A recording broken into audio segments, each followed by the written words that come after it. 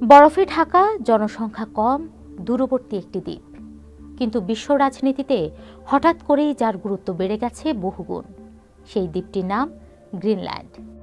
Donald Trump বারবার বলছেন Greenland যুক্তরাষ্ট্রের জন্য অত্যন্ত গুরুত্বপূর্ণ।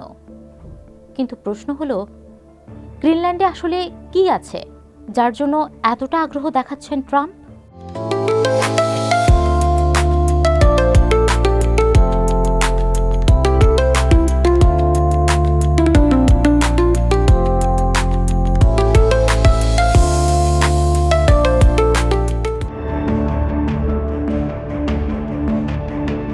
গ্রিনল্যান্ডকে ঘিরে ধারণা করা হয় এই বিশাল বরফাচ্ছাদিত দ্বীপটির নিচে রয়েছে বিপুল পরিমাণ তেল ও প্রাকৃতিক গ্যাসের মজুত।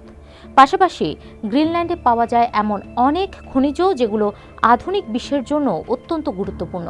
ইলেকট্রনিক্স, নবায়নযোগ্য জ্বালানি, এমনকি সামরিক ও কৌশলগত প্রযুক্তিতেও। ইউরোপিয়ান কমিশনের মতে যে 34টি খনিজকে তারা ক্রিটিক্যাল র ম্যাটেরিয়াল হিসেবে চিহ্নিত করেছে, তার মধ্যে 25টি পাওয়া যায় গ্রিনল্যান্ডে। 2023 সালে ডেনমার্ক ও গ্রিনল্যান্ডের ভূতাত্ত্বিক জরিপ বলছে এই দ্বীপে রয়েছে গ্রাফাইট, নায়োবিয়াম, টাইটানিয়ামের মতো গুরুত্বপূর্ণ খনিজ। মার্কিন সিনেটে এক শুনানিতে টেক্সাসের রিপাবলিকান সিনেটর টেড ক্রুজ বলেছিলেন, গ্রিনল্যান্ডের কৌশলগত গুরুত্ব শুধু প্রতিরক্ষার মধ্যেই সীমাবদ্ধ নয়, এর পেছনে রয়েছে দুষ্প্রাপ্য খনিজের বিশাল ভাণ্ডার। তবে ট্রাম্প নিজেই এই খনিজ সম্পদের গুরুত্ব চেপে যাওয়ার চেষ্টা করেন।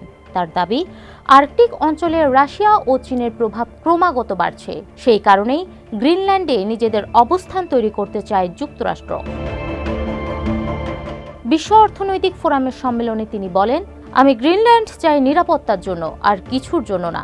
তার ভাষায়, আর্কটিক অঞ্চলে খনিজ অনুসন্ধান অত্যন্ত কঠিন একটি কাজ। বরফ ভেদ করে প্রায় 25 ফুট নিচে যেতে হয়, যা অনেকেই করতে চায় না। লুইজিয়ানার গভর্নর জেফ ল্যান্ড্রি বলেছেন, ট্রাম্প একজন বিজনেস প্রেসিডেন্ট, যিনি গ্রিনল্যান্ডকে দেখছেন একটি বড় বাণিজ্যিক সুযোগ হিসেবে। বিশ্লেষকদের মতে, ট্রাম্পের বক্তব্যের আড়ালে রয়েছে আরও বড় অর্থনৈতিক হিসাব। ট্রাম্প প্রশাসনের ভূরাজনৈতিক কৌশলের কেন্দ্রে রয়েছে মার্কিন অর্থনীতি, আর সেই কৌশলের অন্যতম লক্ষ্য দুষ্প্রাপ্য খনিজ শিল্পে চীনের আধিপত্য কমানো।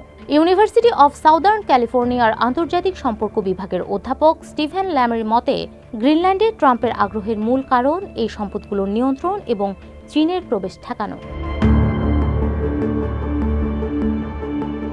মার্কিন প্রেসিডেন্ট হিসেবে দ্বিতীয় মেয়াদে ট্রাম্প ক্ষমতায় ফেরার পর গ্রিনল্যান্ডের বাণিজ্য সম্ভাবনার কথা বহুবার তুলে ধরেছেন তার ঘনিষ্ঠরা। বিশেষ করে জলবায়ু পরিবর্তনের ফলে বরফ গলে খুলছে নতুন সমুদ্রপথ, মৎস্য সম্পদ অনুসন্ধানের সুযোগ এবং খনিজ অনুসন্ধান তুলনামূলক সহজ হচ্ছে। এসব সম্ভাবনায় ট্রাম্পের দ্বিতীয় মেয়াদ শুরুর আগেই গ্রিনল্যান্ডের সঙ্গে সম্পর্ক জোরদারের চেষ্টা চালায় যুক্তরাষ্ট্র। 2020 সালে গ্রিনল্যান্ডের রাজধানী নুকে পুনরায় চালু করা হয় মার্কিন কনসুলেট। গ্রিনল্যান্ডে একটি মার্কিন খনন প্রকল্পে $120 মিলিয়ন অর্থায়নে সম্মতি দিয়েছে ট্রাম্প প্রশাসন। অস্ট্রেলিয়া ও জাপানের সঙ্গে করা অন্যান্য খনিজ চুক্তির ধারাবাহিকতার অংশ এটি, যার লক্ষ্য চীন নির্ভরতা কমানো। চ্যাথাম হাউসের গবেষক প্যাট্রিক স্ট্রোডারের মতে, গ্রিনল্যান্ডের খনিজ সম্পদ যুক্তরাষ্ট্রের জন্য একটি বড় পরিবর্তন আনতে পারে। প্রতিকূল আবহাওয়া, অবকাঠামোগত সমস্যা ও অপর্যাপ্ত শ্রমশক্তির কারণে গ্রিনল্যান্ডে খনন ব্যয়বহুল। দ্বীপজুড়ে শতাধিক অনুসন্ধান অনুমতি থাকলেও সচল খনি হয়েছে মাত্র 2টি। ডেনিশ গবেষক মিকেল ড্রুঙ্গে ওলসেন বলেন, দীর্ঘদিন ধরেই বিদেশি বিনিয়োগ টানার চেষ্টা করছে গ্রিনল্যান্ড, কিন্তু ব্যবসায়িক লাভের হিসাব অনুকূল নয়। বিজ্ঞানীরা বলছেন, বরফ গলার গতি বাড়ায় খনিজ উত্তোলনে বাধা কিছুটা কমতে পারে। Centre for polar observation and modelling এর পরিচালক অধ্যাপক অ্যান্ড্রু শেফার্ড বলেন, দ্রুত গতিতে বরফ গলে যাওয়ায় খনন প্রক্রিয়া ক্রমেই সহজ হয়ে উঠছে। এতে শিলাস্তর উন্মুক্ত হয়ে খনিজ কাজ সহজ এবং বরফ গলার পানিতে নদীর প্রবাহ তৈরি হচ্ছে। তবে বিশেষজ্ঞরা বলছেন, সম্ভাবনা তৈরি করছে ঠিকই, কিন্তু ঝুঁকিও কম নয়।